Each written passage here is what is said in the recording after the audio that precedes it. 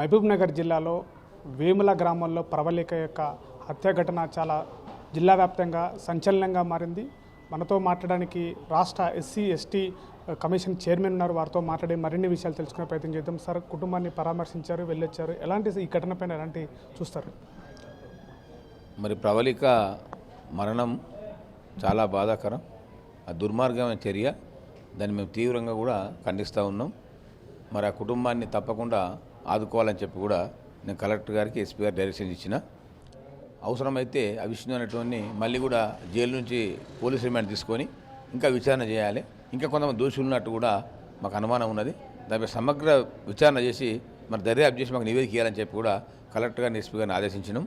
మరి కలెక్టర్ గారికి కూడా ఆ కుటుంబం ఆదుకునే విధంగా వాళ్ళకు మహబూబ్నగర్ హెడ్ క్వార్టర్లో ఒక 2 BHK ఇల్లు కేటాయించాలని చెప్పి కూడా కలెక్టర్ గారు డైరెక్షన్ ఇచ్చినాం. ఆ తండ్రికి పాపం శ్రీనివాస్ చాలా అమాయకుడు, పేదవాడు కనుక ఆయనకు ఇందిరమ్మ ఇల్లు కట్టుకున్న స్తోమత లేదు కనుక హెడ్ క్వార్టర్ని కట్టిన ఇల్లుని అలర్ట్ చేయమని చెప్పినాం.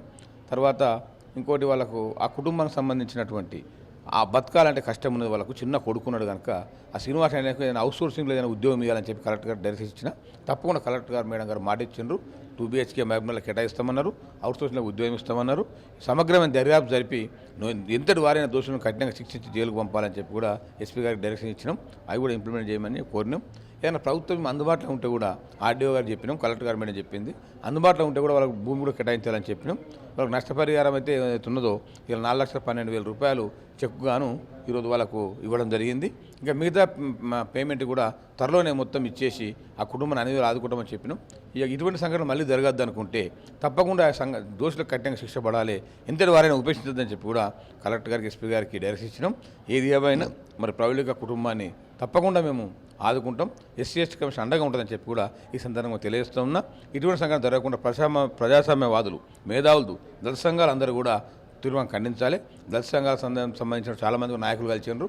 ఇటువంటి సంఘటన జరగద్దని అంటే తప్పకుండా ఎక్కడ దగ్గర ప్రొటెస్ట్ చేయాలని చెప్పి కూడా వారికి కూడా నేను ఆదేశాలు ఇవ్వడం జరిగింది. అంటే మరోవైపు కూడా జిల్లాలో ప్రత్యేకంగా ఇలాంటి ఘటనలపైన రాష్ట్ర ప్రభుత్వం ఇలాంటి భవిష్యత్తులో జరిగితే ఎలాంటి కఠిన చర్యలు ఉండబోతున్నాయి?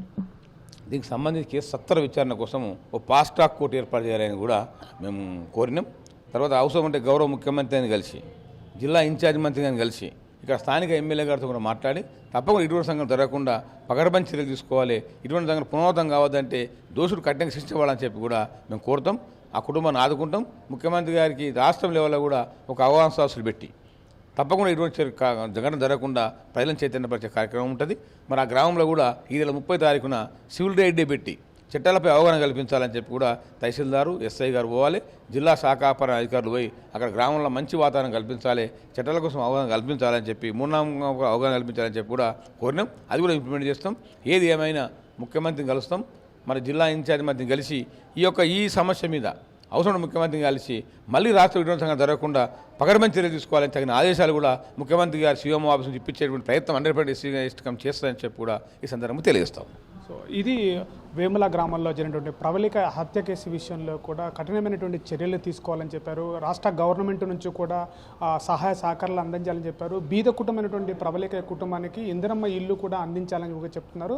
అటు ఆర్థికపరమైనటువంటి కూడా స్థితిగతుల విషయంలో కూడా ప్రభుత్వము సత్వర చర్యలు తీసుకుని కుటుంబాన్ని ఆదుకుంటామని కూడా చెప్తున్నటువంటి పరిస్థితి. మరోవైపు కూడా రాష్ట్ర ప్రభుత్వం నుంచి కూడా న్యాయశాఖ నుంచి కుటుంబానికి అన్ని రకాల కూడా న్యాయం చేస్తామని చెప్తున్నారు. మరోవైపు కూడా రాబోయే రోజుల్లో ఇలాంటి ఘటనలు పునరావృతం కాకుండా కూడా రాష్ట్ర వ్యాప్తంగా వేముల గ్రామంలో జిల్లా వ్యాప్తంగా కూడా అవగాహన తరగతులు పెట్టేసి చట్టంపైన అవగాహన తెచ్చే విధంగా కూడా శిక్షణ తరగతులు ఏర్పాటు చేస్తామని చెప్తున్నారు. రాబోయే కఠినంగా శిక్షలు విధించే విధంగా కూడా చేస్తాము. మరోవైపు కూడా అతను ఇన్వెస్టిగేషన్లో అతనే దాంతోపాటుగా మరికొంతమంది ఉన్నట్లుగా అనుమానాలు అయితే వస్తున్న పరిస్థితి. దానిపైన పూర్తిగా విచారణ చేసి ఒక నివేదిక సమర్పించి రాష్ట్ర ముఖ్యమంత్రి కూడా అందించే విధంగా కూడా ప్రయత్నం చేస్తామని కూడా చెప్తున్న పరిస్థితి. కెమెరా పర్సన్ నర్సింగ్తో శివాజీ, RTV, మహబూబ్నగర్ జిల్లా. Local to global news at your fingertips. మీ చేతిలో ఒక ఆయుధం. Download R TV app. Media legend Ravi Prakash is back.